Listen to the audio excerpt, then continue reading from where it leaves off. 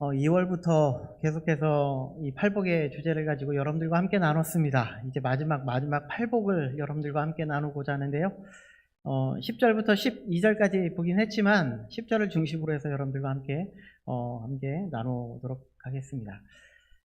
마지막 팔복을 나눌 때 우리가 먼저 앞선 7가지의 복이 어떤 것들이 있었는지 한번 잠깐씩 간단하게 여러분들과 함께 나누어 보았으면 좋겠습니다. 첫 번째 복은 심령이 가난한 자입니다. 이 심령이 가난한 자라는 것은 무엇이라고 말씀드렸냐면 나의 이런 정체성, 나의 존재 자체가 하찮은 존재이다.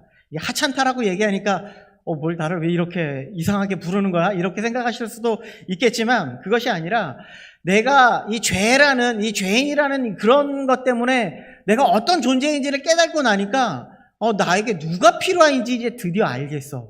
나에게 예수 그리스도가 정말 필요한 사람이구나 라는 것을 아는 존재라는 것을 이라고 말씀을 드렸습니다. 이것이 심령의 가난함이고요. 두 번째 복은 애통하는 자입니다. 우리가 예수 그리스도가 이 필요한 존재라는 사실을 알고 나니까, 그것을 인식하고 나니까 우리가 이 죄가 정말 우리가 너무나 크고 이것을 어떻게 할지 모르는 그런 상황까지 내 마음속에 다가온다는 말입니다. 그래서 이것을 어떻게 해요? 회개하고 자복하고 주님 용서하여 주옵소서, 이것을 십자가에 못 박고 이렇게 행하는 모든 우리의 모습들이 바로 애통하는 모습이다 라고 말씀을 드렸고요. 온유한 자라고 말씀을 드렸습니다. 이 온유한 심령이라고 하는 것은 여기에서 이 온유한 심령에는 무엇과 연관이 있냐면 바로 죄라는 거하고 연관이 있습니다. 첫 번째 복을 말하고 있는 심령이 가난한 자나 이 온유한 자에 대한 이 두 가지가 이 죄라는 것에서 같이 파생된 그런 것인데, 먼저 이 심령이 가난한 자는 것은 내가 정말 어떤 존재인가라는 것을 깨닫고 나니까 내가 정말 이게 예수 그리스도가 정말 필요한 존재라는 것을 알고 그분을 찾아가는 것에 있다면, 이 온유함이라는 것은 무엇이냐면 이런 죄라는 것을 우리가 깨닫고 하나님 앞에 애통하고 모든 것을 통회하고 나니까 하나님께서 우리를 거룩하게 이렇게 이끌어가고 계시다라는 것을 말씀해 주고 있다는 것이죠. 그것에 대한 결과가 거룩함, 이렇게 이야기하는 것이죠. 네 번째 복은 의에 줄이고 목마른 자라고 이렇게 이야기했습니다. 여기서 의는 다른 거 아닙니다. 예수 그리스도를 추구하고 예수 그리스도를 따르고 예수 그리스도를 쫓아가고 이런 삶을 살아나가는 겁니다. 이것이 우리의 줄이고 목마른 자라고 이야기했습니다. 그러니까 예수 그리스도에 대해서 내가 얼마나 갈망함을 가지고 쫓아갈 수 있겠느냐라는 것을 말씀하고 있는 거죠. 다섯 번째 복은 긍휼히 여기는 자입니다. 이 마음은요, 이 긍휼히 여기는 마음은요, 바로 예수 그리스도의 마음이다. 우리 같이 죄인, 정말 죽은 그런 다 지옥불에 던져질 수밖에 없는 우리들을 하나님께서 얼마나 사랑하는 마음이 있어서 정말 자기 몸을 이 땅에 입고 오셔가지고 우리를 구해주시고자 하는 마음, 그것이 바로 긍휼의 마음이죠. 그 사랑의 마음이라는 겁니다. 그것은 사랑이 전제되어 있는 그런 마음이라는 것이죠. 그리고 여섯 번째 복은 마음이 청결한 자입니다. 하나님이 우리를 정말로 사랑하시고 우리의 모든 죄를 다 용서해 주시고 나니까 우리가 다 용서함을 받고 깨끗함을 받았습니다. 원래 우리에게 주신 마음은, 하나님께서 이 태초를 창조하시면서 우리에게 주신 마음은 원래 하나님과의 아주 깨끗하고 청결한 그런 마음이 우리의 마음속에 있었어요. 그런데 죄로 말미암아 우리가 이 모든 것이 다 깨어지지 않았습니까? 이런 깨어진 모든 마음을 이제 다시금 하나님께서는 다 용서해 주심으로 말미암아 이 회복한 은혜가 바로 이 마음이 청결한 자이죠. 그래서 우리는 다시금 죄로 돌아가지 않는 겁니다. 죄로 돌아가지 않는 마음, 그런 마음이 청결한 자입니다. 일곱 번째 복은요, 화평케 하는 자입니다. 하나님이 우리를 사랑해 주셔서 이 긍휼에 여기시고 우리는 그 사랑에서 우리의 마음이 깨끗해졌습니다. 그러면 우리가 가장 먼저 되어지는 것이 무엇인가 하면 하나님과의 관계죠. 하나님 관계가 회복되어지는 겁니다.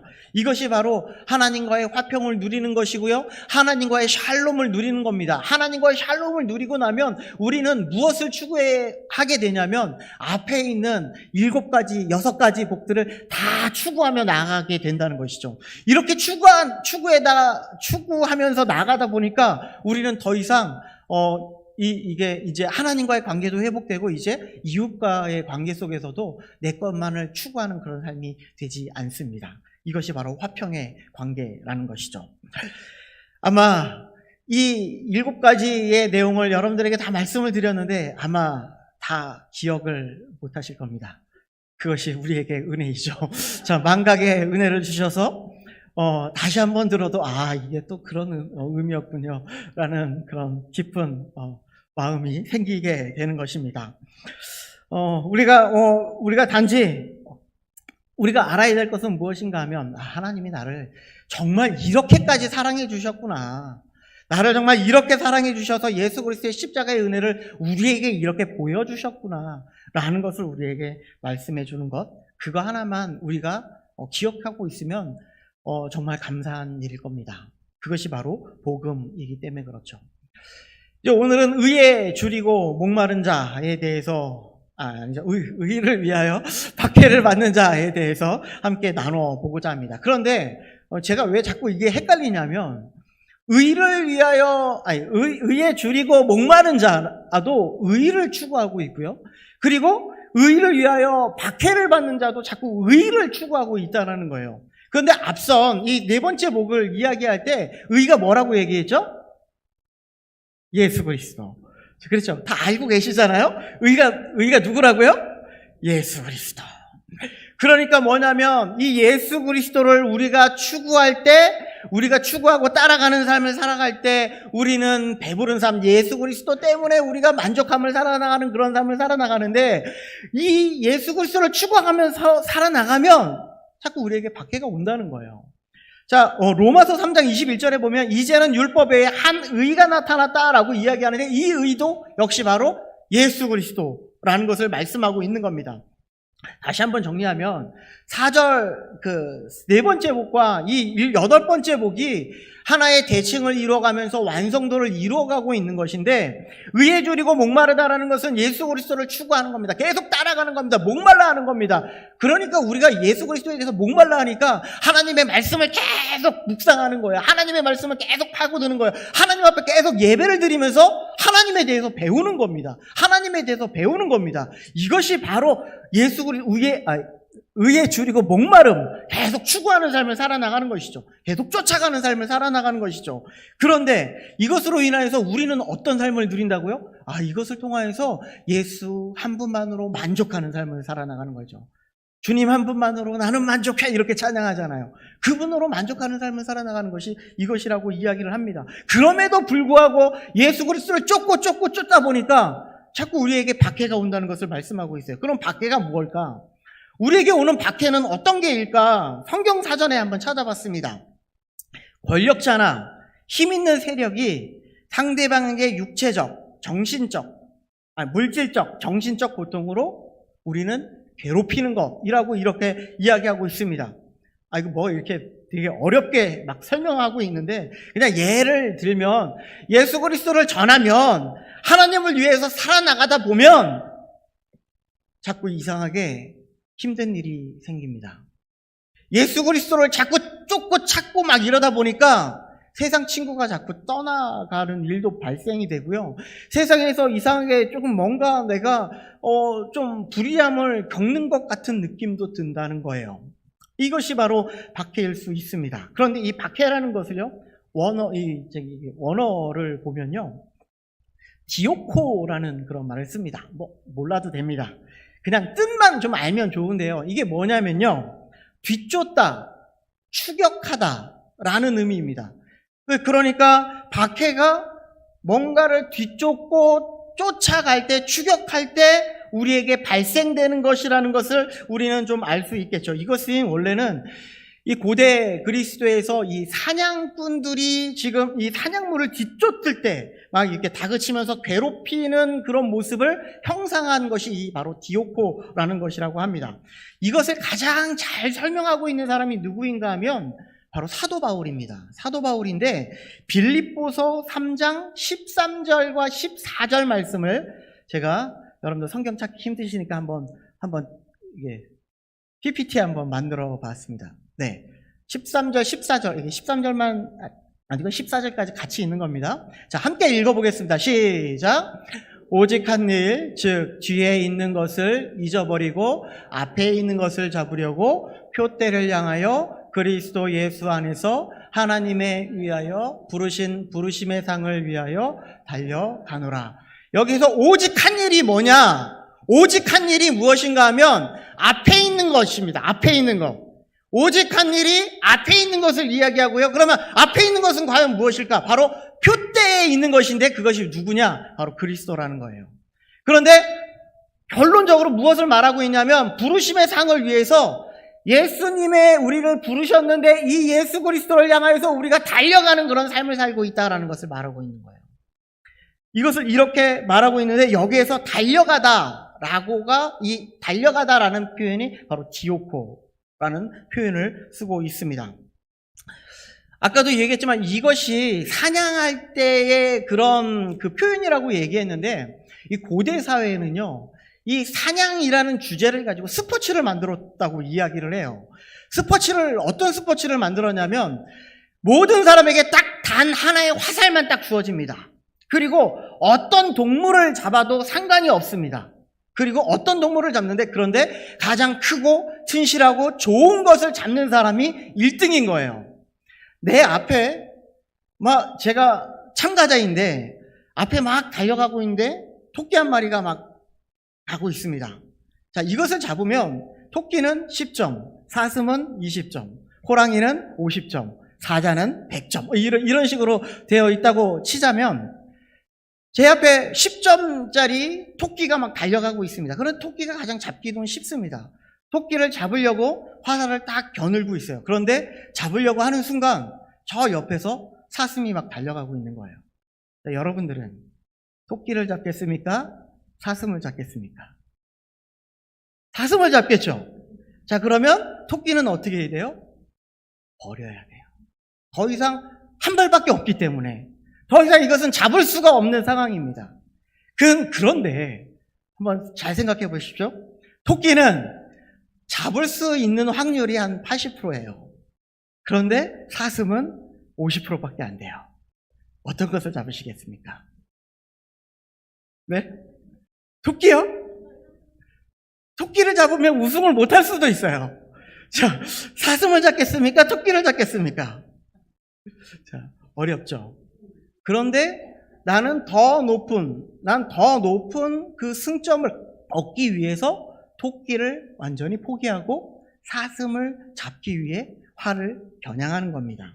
이것이 바로 디오코, 달려가다, 쫓아가다의 의미라는 것이죠.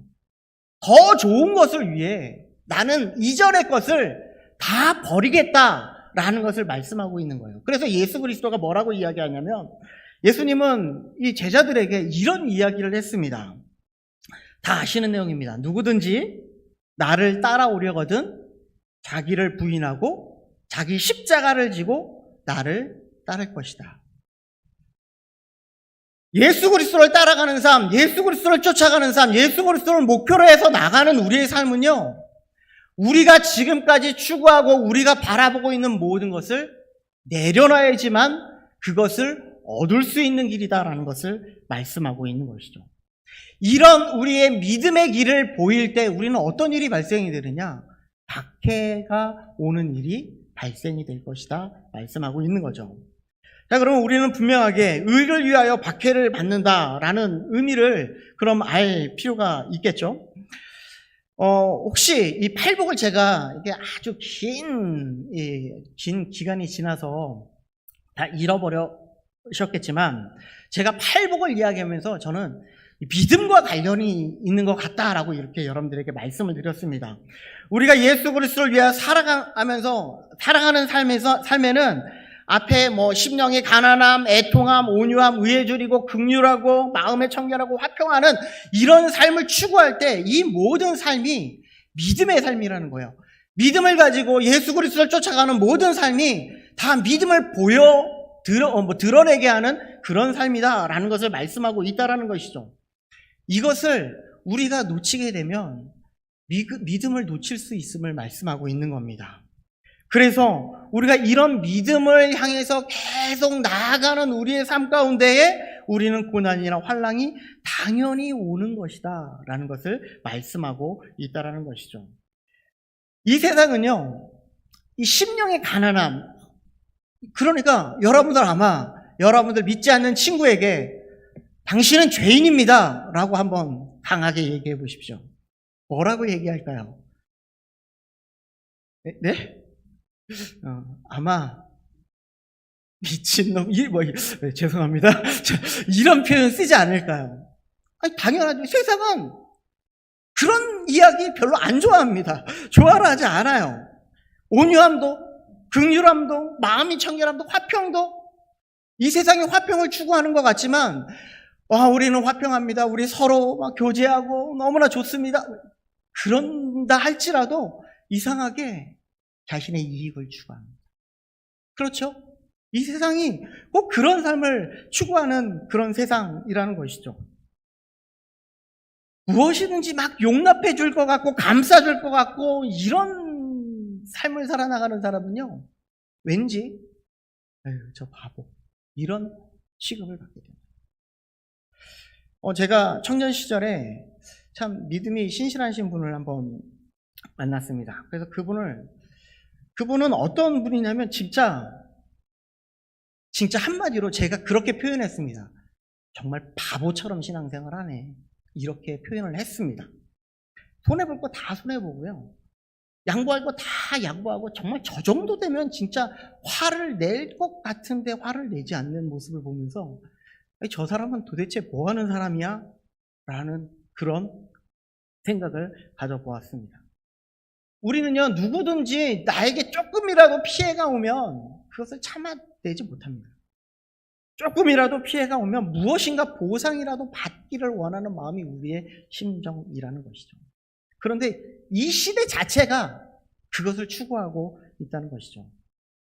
그런데 이 팔복을 이야기하면서 첫 번째부터 일곱 번째 복을 이어오면서 이것을 계속 추구하다 보면요, 세상과 자꾸 멀어지게 되고요, 이제 세상이 추구하는 것과 전혀 다른 삶을 우리에게 살게 된다는 것이죠. 자, 사도 바울의 삶을 살아가다 보면 평생의 소원이 무엇인지 아십니까? 빌립보서 3장 8절에 보면 나는 그리스도를 아는 지식 때문에 내가 가지고 있는 모든 것을 다 배설물로 여겼다라고 이렇게 이야기합니다. 나는 하나님을 아는 것에 최고의 우선순위로 두었다. 이 세상의 모든 것을 추구하지 않겠다, 이렇게 말하고 있고요. 10절에 보면 무엇이라고 이야기하고 있냐면 내가 그리스도와 그 부활의 권능과 그 고난에 참여함을 알고자 그의 죽으심을 본받고 있다라고 이렇게 이야기합니다. 그러니까 무엇인가 하면 사도 바울은요, 예수 그리스도를 알기 위해서 나는 예수 그리스도의 부활의 권능이, 성령의 은혜의 역사가 무엇인지 나는 알기를 원한다. 두 번째는 그리스도의 고난에 나는 충분히 참여할 마음이 있다라는 것을 고백하고 있는 것이죠. 사도 바울도 분명히 알았습니다. 예수 그리스도를 따라가는 삶, 고난의 길임을 분명히 알았다는 것이죠. 그러면 실질적인 것으로, 보여지는 것으로 한번 살펴보도록 하겠습니다. 바울 시대의 박해입니다. 먼저 바울이 어떤 고난을 받았는가 하면 예수 그리스도를 전하기 위해서 달려가는 그 걸음 속에 유대인들에게부터 40에 하나 감한매를 5번 맞았습니다. 이게 지금 사도 바울이 지금 당한 고난이었습니다.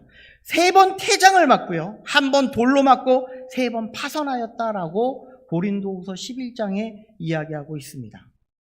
일주야를 바다에서 지내기도 했고요, 강물의 위험과 강도의 위험과 동족의 위험과 이방인의 위험 속에 나는 계속해서 노임을 당하는 그런 삶을 살고 있었다라는 것이 지금 사도 바울이 겪은 거예요.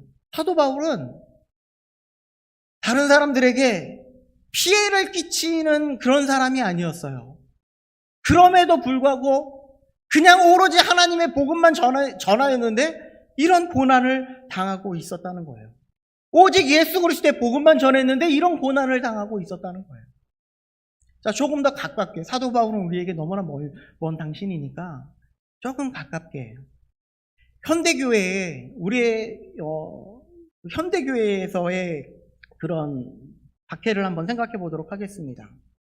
일제강점기 시대에 박해가 있는데요. 우리들도 너무나 잘 알고 있는 주기철 목사님. 이전에 저는 일사각오라는 KBS에선 다큐멘터리를 한 적이 있습니다. 혹시 보신 분 계시는지 잘 모르겠는데 저는 한번 그것을 본 적이 있습니다. 그리고 저는 이것이 너무 좋아서 예전에 청년부 사역할 때 청년부랑 같이 함께 이것을 시청하고 같이 이야기 나눈 적이 있습니다. 무엇인가 하면 이 주기철 목사님이 지금 내비친 건 뭐냐면 일사각오의 정신으로 감옥에서조차 하나님을 버리지 아니하고 오직 하나님만 섬기겠다, 하나님만 예배하겠다라는 그런 정신이라는 것이죠.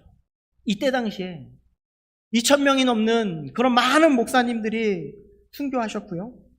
50명이 넘는 사람이 이렇게 죽음으로 넘어서는 그런 일을 당하였습니다.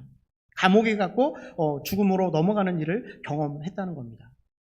무엇이든지 하나님 앞에 죽기를 각오하는 마음으로 그들이 하나님을 섬기고 하나님을 바라보고 하나님 앞에 예배했다는 거예요. 그것이 오직 예수 그리스도를 추구하는 그런 마음 때문에 이런 고난과 어려움을 겪었다라는 것을 이야기하고 있는 것이죠. 이들의 믿음 속에서는요, 오로지 하나님만이 나의 왕이십니다라는 것을 이야기하고 있는 거예요. 오직 하나님만이 내가 섬길 뿐이고 내가 하나님만을 정말 예배할 뿐이다라는 것을 고백하고 있는 그런 마음이라는 것이죠. 여러분들 시간 되시면 아마 이게 분명히 나와 있을 겁니다. 한번 보시면 좋을 듯합니다. 그러면 우리에게 오는 더 중요한 거는 지금 우리에게는 그러면 어떤 박해를 오고 있을까? 나는 정말 예수 그리스도를 정말 열심히 믿고 있고 예수 그리스도를 위해서 예수 그리스도가 우리의 왕이 되어서 이렇게 헌신하며 나아가는 그 생활 속에, 그 신앙 속에 나는 어떤 박해를 받고 있을까요? 그것을 알아야 우리가 하나님의 그런 박해 속에서도 굳건한 믿음과 신앙을 지켜나갈 수 있을 것이라고 생각을 합니다. 그런데 사단의 계략은요, 예전에는 그 사람의 몸과 영혼과 모든 것을 다 핍박을 함으로 어려움을 주고 그 사람이 넘어지게 하고 고난을 당하게 해서 이를 넘어뜨리려고 하는데 지금은 그렇지 않습니다. 지금은 우리의 정신세계를 바꿔놓고 있습니다. 박해를 받으면 우리가 고통이 와야 하는데 우리에게 지금 사단은요, 우리가 지금 박해를 받는지조차 모르는 정도로 우리를 세뇌시키고 있다는 말을 하고 있는 거예요. 예를 들면 미디어입니다. 우리에게 많이 주어진, 우리 아마 많이 보실 것 같습니다. 드라마. 저도 좋아하는 것 중에 하나가 야구를 제가 되게 좋아합니다. 제가 우리 서인영 권사님이 기아 타이거즈 팬이었는데 저는 LG 타이거즈가 아니죠. 뭐죠? 저 LG 트윈스. 자, 지금 너무나 기분이 좋습니다. LG 트윈스가 3승 1패로 지금 네, 승리를 하고 있습니다. 한 번만 더 이기면 한국 시리즈 재패입니다. 네, 결과적으로 지금 계속 보고 있는데요. 그런데 이런 많은 미디어가요, 저희의 영혼을 갉아먹고 있는 것을 우리는 알지 못한다는 것이죠. 제가 2020년도에 A랩이라는 그런 교육을 들은 적이 있습니다. 이 교육을 들으면서 정말 충격적인 사실을 너무나 많이 들어서 이런 마음, 진짜야? 라는 마음까지 들을 정도로 정말 엄청난 그런 내용들을 많이 봤습니다. 사단의 계략은요, 우리에게 치밀하게 들어오는데 우리가 알지 못하는 우리의 어릴 때부터의 신앙부터 갉아먹게 한다라는 것입니다. 우리 어린아이들에게 가장 요즘 이제 주된 이슈화 되는 것이 무엇인가 하면요, 성 정체성입니다. 요즘 많이 나오고 있는 펜싱 선수 있지 않습니까? 그런 걸 다 많이 보고 있죠? 그런 사건들이 우리에게 너무나 쉽게 다가오는데 이것이 지금 그것을 딱 보면서 이런 거를 하고 있어 라고 하는 사람이 우리 믿는 사람 외에는 사실 그렇게 많지 않습니다. 그런데 이 트랜스젠더의 그런 역사를 보면요, 우리나라의 이야기입니다. 1955년에 처음 성전환 수술이 우리나라에서 이루어졌다고 합니다. 알지 못하게 한 거겠죠. 신문에 이렇게 기록이 되어 있더라고요. 자, 그리고 2001년에 하리수가, 여러분 다 아시죠? 하리수가 연예계에 등장하면서 이것을 이렇게 나는 성전환 자입니다라는 것을 밝히면서 상당한 그때 당시에는 엄청난 충격과 이슈가 그들에게 다가왔는데, 지금 이 시대를 살아가고 있는 이 시대는요, 사실 그들의 이런 상황이 문제가 되지 않고 있다는 거예요. 이것을 지금 무엇으로 덮고 있냐 하면 인권이라는 이름으로 자신들의 이름을 대변하고 있다는 것이죠. 개그맨, 아마 뚱뚱한 어떤 여자가, 여자라 그래야 돼요? 남자라 그래야 돼요? 나와서 막 활동을 한대요. 그리고 사이클 선수가 성전환 수술에서 아마 우승인가 뭔가를 한 것 같아요. 슈퍼모델로 나오기도 합니다. 슈퍼모델은 여성분들이 대부분 나와서 대회를 겨루는 경기인데, 남성이 성전환을 해서 출전을 한다고 합니다. 방송에서는 아주 당연한 일로 이것을 여기고 있어요, 이제는. 예전에는 이것을 하면 되게 아니라고 이렇게 생각을 했는데, 지금은 심지어 메리 퀴어라는 예능 프로그램을 만들어서요, 이 트랜스젠더에 대해서 널리 알리고 있는 계기도 지금 하고 있는 실정입니다. 우리가 가장 잘 알고 있는 변희수 하사 사건, 한 번쯤은 들어보셨을 거라고 생각이 듭니다. 그런데 이것이 처음에는 우리에게 큰 반항을 일으켜가지고 이것이 왜 이런 일을 하는지 모르겠다 이렇게 이야기를 하는데요, 점점 지금 이것이 용납되어져 가는 그런 시대를 살아가고 있다는 것이죠. 이것이 죄인지도조차 모르는 그런 시대를 살아가고 있는 것이 사실입니다. 근데 성경은 무엇이라고 말하고 있습니까? 하나님이 세상을 창조하실 때 남자와 여자를 창조하셨다. 이건 분명한 사실이고, 우리는 생물학적으로나 이 성경적으로나 분명하게 남자와 여자로 분명히 구분해서 창조하셨음을 말씀하고 있는 것이죠. 이런 세상이 주는 영적 이런 박해, 우리가 이것을 인식하지 못하면 우리는 이 세대에 사로잡혀버리고 만다라는 것을 이야기하고 있는 것이죠. 그래서 사도 바울은 로마서 12장 2절 말씀에 너희는 이 시대를 본받지 말라라고 이렇게 이야기를 합니다. 그리고 이렇게 이야기하죠. 하나님의 선하시고 기뻐하시고 온전한 뜻이 무엇인지 정말 분별해 봤으면 좋겠다. 정말 하나님이 기뻐하시는 뜻이 무엇인지, 하나님의 선한 일이 무엇인지 여러분들 정말 분별해서 이 시대를 살아나가면서 그들에게 바른 것을 좀 알려주었으면 좋겠습니다 라는 것이 지금 사도 바울이 이야기하고 있는 내용이라는 것이죠. 우리는 그리스도인이라는 이름으로 이 시대를 살아가고 있는 그런 사람들입니다. 그런데 내가 이 세상에 살아나가면서 그리스도인으로서 정말 예수 그리스도를 드러내 보여주고 있는지 한번 돌아보아야 한다는 것이죠. 우리는 교회 안에 있다고 해서 다 그리스도인 이렇게 이야기하면 안 된다는 거예요. 우리가 이 안에서 믿는 이 신앙이, 우리가 예수 그리스도만 추구하고 예수 그리스도만 높일 수 있는 이 신앙이, 우리가 이 세상 가운데에서도 그분을 높일 수 있고 어느 것에서도 타협하지 아니하며 오직 예수 그리스도를 주장할 수 있는 우리의 모습이 되어야 한다는 겁니다. 마지막으로 그렇다면 결론은 무엇입니까? 천국을 경험하는 인생이에요. 딱 두 가지로 이야기하고 있는데요. 우리는 이 땅을 살아나가면서 예수 그리스도를 믿음으로 말미암아 이미 예수 그리스도 때문에 하나님의 나라를 경험하며 살아나가는 거예요. 예수 그리스도 때문에 이 땅을 살아나가면서 하나님의 나라를 누리며 살아나가는 사람이에요. 그런데 이게 완벽하지가 않아요. 우리가 예수 그리스도 때문에 너무나 기쁘고요, 즐겁고, 우리가 정말 힘들고 어려운 상황에 있는데 왠지 그 예수 그리스도 때문에 우리는 기뻐요, 즐거워요. 고난이 오는데 왠지 나에게는 왜 기쁨이 찾아오는지 모르겠어요. 그런데 여기에서 그치면 우리는 안 된다는 것이죠. 우리 이 땅에서 누리는 것은 우리가 예수 그리스도로 말미암아 기뻐할 수 있고 우리가 즐거워할 수 있지만 우리는 여기에서 머무르는 그런 신앙이 아니라 종국에는 우리가 가야 할 영원한 하나님의 나라, 그 나라를 소망하며 살아갈 수 있어야 함을 말씀하고 있습니다. 이 땅 가운데 이미 하나님의 나라는 임했습니다. 그러나 아직 임하지 않은 영원한 그 하나님의 나라를 우리가 소망하며 우리를 계속해서 그 나라가 올 때까지 정말 이 세상의 권세 잡은 자들은 우리를 계속해서 힘들 겁니다. 많은 미디어들은 우리를 계속해서 우리의 마음을 흔들 겁니다. 영적으로 아주 힘들게 할 겁니다. 우리를 계속해서 유혹할 겁니다. 사단의 종으로 세우기 위해서 계속해서 유혹해 나갈 겁니다.